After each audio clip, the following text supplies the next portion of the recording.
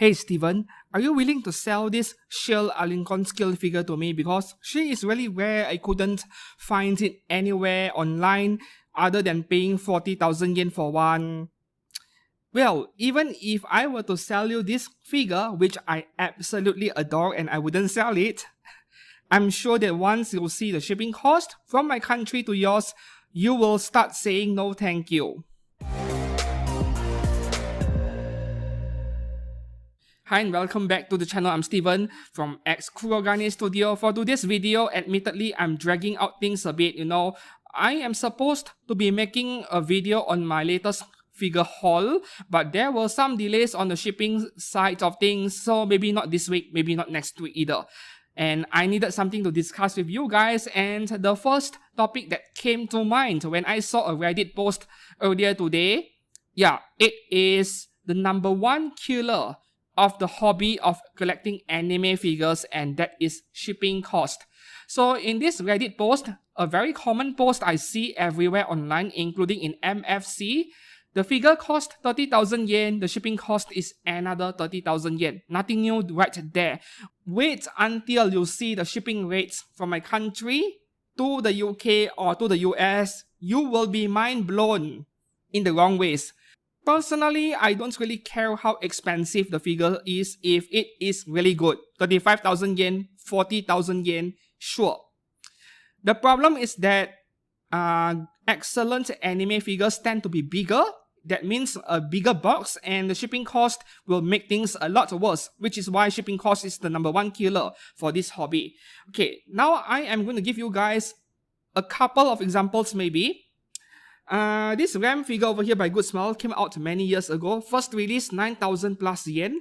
Re-release 11,000 yen. Highly recommended. The best vanilla RAM figure that I would suggest you to get if you are a big fan of RAM and RAM. But I will talk about this pair of figures in a separate video later on. So this is by no means a big scale figure at all. I mean, this is a small box, right? In order to ship this RAM figure to the United States, for example, I will need to put it in a carton box. And let's say I were to choose this box over here, right? I know it is a bit big, but if I were to play it safe like Ami, I were to give my figure adequate protection, okay? So with the box in the middle, I have bubble wrap on all four sides. Yeah, that is about adequate protection for the worst shipping companies out there. So this is by no means a really big box to ship this figure with, okay? And this figure plus this box plus bubble wrap, I would estimate it to be about 2 kilograms in weight, which is very reasonable. But, shipping companies have came up with this so-called volumetric weight calculation, where you take the 3 dimensions of the box, you multiply it and divide it by 5,000, and you get volumetric weight, which is, in my opinion, a form of legalized scam, because the numbers in terms of the weight is always higher than the actual weight. So this box over here, 42 by 30 by 20 centimeters, multiply it, divide by 5,000, you get 5 kilos, not 2 kilos. So you are paying the shipping cost for 5 kilos, not 2 kilos over here, if I were to ship this figure from my country to the US. Now, let me bring up the shipping rates over here.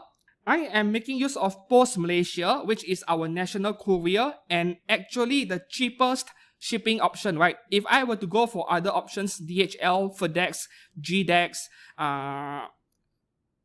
JNT and so on, we have many other couriers out there, but Post Malaysia is the cheapest for private users, I mean for small sellers like us. Okay, let's take a look at shipping from Malaysia to US. 2 kilograms, right? 2 kilograms. EMS is 343 ringgit. That is quite close to 80 US dollars. So, this is an 11,000 yen figure, which is like 80 to 90 US dollars. And shipping this to the US will cost another $80. Doesn't make much sense, isn't it? You would be better off, buying this from Mandarake or Mercari Japan and get a better deal both for the figure price and also the shipping cost. But the weight, the shipping cost I just showed you guys, 343 ringgit for this figure. That is 2 kilograms, not 5 kilo. Now what about volumetric weight? At 5 kilograms, it will cost almost 600 ringgit to ship RAM to the US, which is close to 130 US dollars.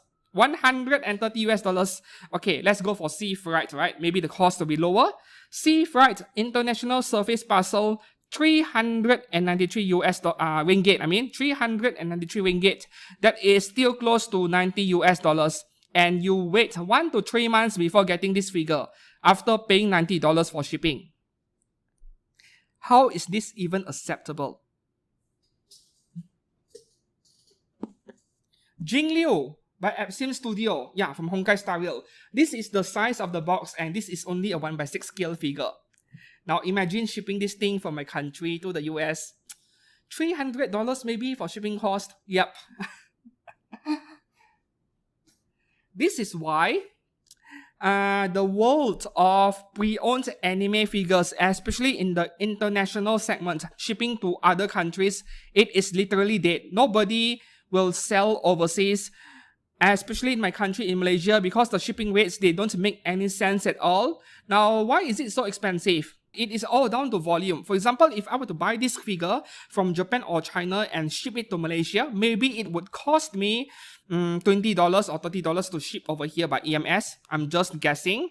But let's say I'm unhappy with the figure. I want to return it to the seller. If I were to ship this figure back to China or Japan, it would cost literally double.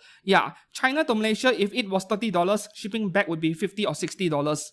And that is the problem with my country, Malaysia in general, because this is a small third world developing country, and our export volume in terms of merchandise, parcels, and so on, they are probably a very small fraction of the amount of parcels leaving China or Japan on a daily basis. And because the volume is so low, we are unable to get a lower shipping quotation. It puts us in a really big disadvantage. Small business owners who want to sell internationally, but the volume isn't there. Or even worse, for us private sellers who just want to get rid of a few of our old figures. There are people out there who wants to buy it, who couldn't get their hands on them because the shipping cost makes no sense. So, do you sell your figures on myfigurecollection.net's sales section? Let me know in the comments below. I used to do that like 10 years ago. No longer the case because the shipping cost no longer makes sense. Back in the mid-2010s, shipping cost was like 1/3 of the rates today. And at 1/3 of the shipping rate, I can accept it. Even the buyer can accept it. But currently, no. $100, $150 to ship figures like this, no way. So, by the end of today's video, I would love to hear your input from your side, from a country. If you're watching this from the US, from the UK, or anywhere else, do you sell your figures to overseas buyers?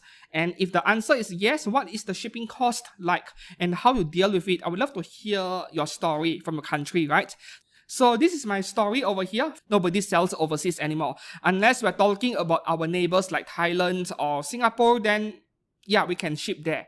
But anywhere else outside of Southeast Asia, it is just ridiculous. Even from my country to the Philippines, shipping cost is absurd. It is quite expensive as well. And until then, hopefully I'll see you guys this Sunday for Figure News Fix. This weekend, I am attending a conference that is related to my career as a healthcare professional. So I'm not sure if my schedule for Figure News Fix will be affected. I'm trying to avoid it. I'm trying to work around it. Hopefully it'll be on time as usual. Until then, I'll see you guys again very soon. Thanks for watching and goodbye.